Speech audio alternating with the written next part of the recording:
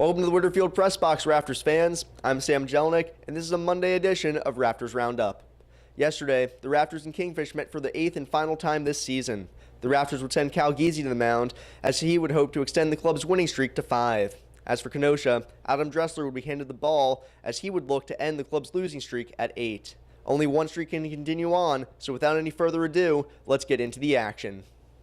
In the bottom of the first, Rob Calabrese would get a chance with runners in scoring position, and he cashed in. He drills a 3-run home run to left, his first of the year, and Robbie Big Fly, as Cooper Perkins likes to call him, puts the Rafters up 3-0 early on. Then in the third, Calabrese is at it again, this time with an RBI single right back through the box that scores Richie Palacios and extends the lead to 4. Next batter, Patrick Cromwell, laces a ball into the right center field gap. Calabrese is going to motor on home all the way from first, and Cromwell ends up at second with an RBI double, pushing the score to 5-0. Cal Giese would go through 4 strong, but ran into trouble in the 5th. Marty Bikina opens the Kingfish account with an RBI single to left. Next batter, Pat McInerney, adds on with a base hit up the middle, and suddenly the Rafters' lead is only 2. But the Rafters' offense cannot be contained. Rob Calabrese does it again, this time with a base hit through the left side that scores Jake Lumley, and the lead is back to 3 for the Rafters. Later in the inning, Brett Thompson would bloop a ball into center that cannot be corralled, as it turns into an RBI double for Thompson as Joe Wainhouse saunters on home. Then a wild pitch allows Rob Calabrese to scamper on home, and before you know it, the Rafters are back up by 5. But the Kingfish would fight back. A line drive back up the middle by Sawyer Giesecke plates the run from second, and it's back to a 4-run game. Then, with the dangerous Marty Bikina at the dish and the bases loaded, he taps a slow roller that is fielded by Andrew Turner but thrown away, allowing 2 Kingfish to score and trimming the lead to 2. In the 7th, the Kingfish would cut the lead to just 1.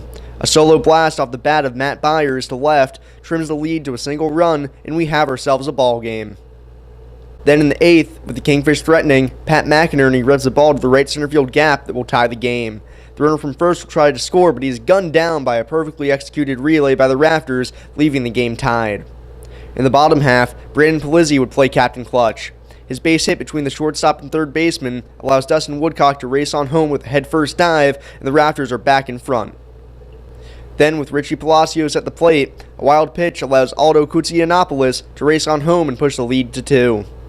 Looking for more, Palacios does a fly ball to center that seems deep enough to score Polizzi from third, but Rob Henry has other ideas. An absolute laser from the center fielder nails Polizzi at the plate and keeps things a 2-run ball game. In the 9th, the Kingfish would send the tying run to the plate, but Nick Belzer gets a fly ball to end it, and the Rafters survive the slugfest by a final of 10-8. Rob Calabrese paced the Rafters offense with 3 hits, one of them being his first home run of the year. Rob Calabrese paced the Rafters offense with 3 hits, one of them being his first home run of the year and 5 RBI. For Kenosha, Marty Bikina had 3 hits and 2 RBI to lead the way. Tonight, the Wisconsin Woodchucks will roll into town for their final series against the Rafters. Ace Chris Cooper will toe the rubber for the Rafters. Cooper still sports a sparkling 1.30 ERA with 31 strikeouts and 48 in the 3rd innings. For the Woodchucks, lefty Scott Parker will oppose Cooper. Parker is 7-1 on the year with a 4.05 ERA.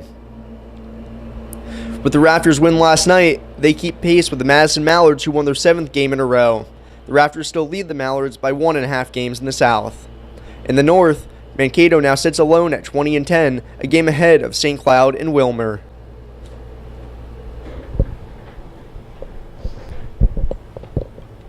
And that's going to be a wrap on this edition of Rafters Roundup. For everybody back in the studio, I'm Sam Jellinek. We thank you for joining us, and we hope to see you next time.